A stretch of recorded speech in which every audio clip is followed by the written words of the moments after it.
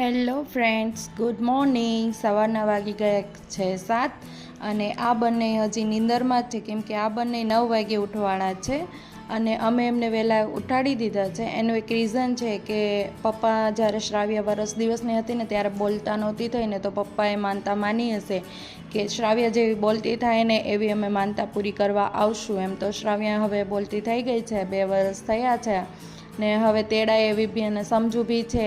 તો અમે વિચાર્યું કે ચલો આજે માનતા પૂરી કરી આવીએ.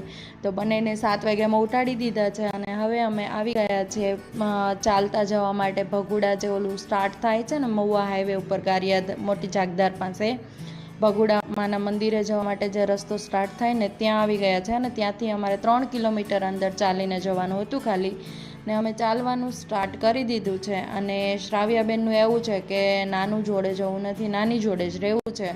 અને આ મારી બેન અને મારા પપ્પાને આ કાતરાની સિઝન શરૂ છે એટલે કાતરા બહુ જ આવ્યા છે.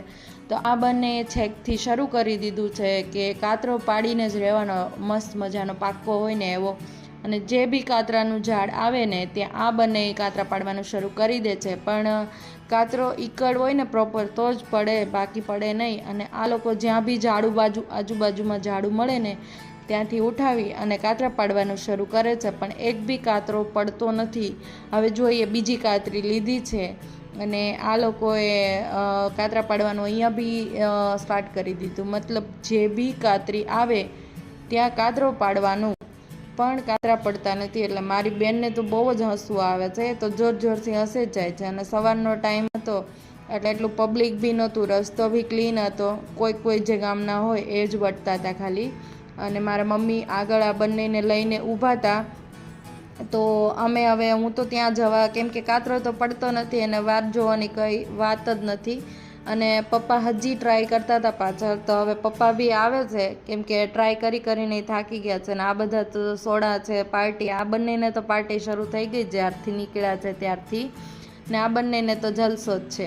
ને હવે અમે ચાલતા જવા માંડ્યા અને મસ્ત ખેતર ને બધું હરુભરું છે, લીલું છે, એટલે મજા આવે છે ચાલવાની બધાને.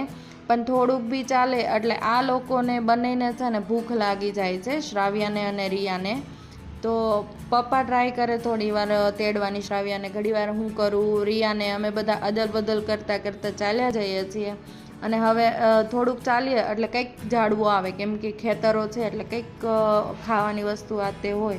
તો હવે ગુંદો આવ્યો છે, પપ્પા અને મારી બેન બંને ગુંદા વીણવાનું શરૂ કરી દીધું છે.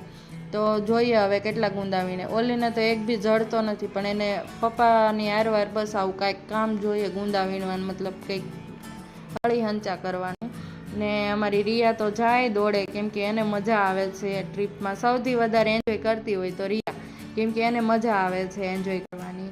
અને હું ને પપ્પા અને મમ્મી ને બધા આમનામ ચાલતા જઈએ. ફ્રેન્ડ્સ, જો તમે ચાલતા આવી રીતે નીકળો અને મજા આવે એમ, ટૂંકમાં ચાલતા જવાની ફેમિલી જોડે મને તો બહુ મજા આવે. કેમ કે આવી બધી વસ્તુ ખાતા જવાનું, તોડતા જવાનું, વીણતા જવાનું, વાતું કરતા જવાનું, હસતા જવાનું, કોને મજા ના આવે. અને આ જ ફેમિલી ટાઈમ હોય છે જે ક્યારેક સ્પેન્ડ કરવા મળે. તો મેઇન મારો પર્પઝ એ જ છે કે ફેમિલી જોડે તમે ટ્રીપમાં નીકળો ને તો કંઈક અલગ જ મજા હોય છે. અને હવે તો શ્રાવ્યા અને રિયા બંને રે એવી મોટી થઈ ગઈ છે, તો અમે બી જ્યારે બી બંને બહેનો જઈએ ને ત્યારે આવી રીતે કંઈક ને કંઈક મતલબ મજા આવતી હોય છે. અને બસ આવી રીતે ચાલતા જતા હતા અને બધું એન્જોય કરતાં જતા હતા. તો જો ફ્રેન્ડ્સ, તમે બી કોઈ આવી રીતે ચાલતા ટ્રીપ કરી હોય તો અમને કમેન્ટ સેક્શનમાં બતાવજો કે તમે બી શું આવી રીતે એન્જોય કરતાં જાઓ છો, તમે કઈ રીતે એન્જોય કરો છો. તો અમને બી ખબર પડે કે ચાલતા જઈએ તો કેટલી મજા આવે છે એમ.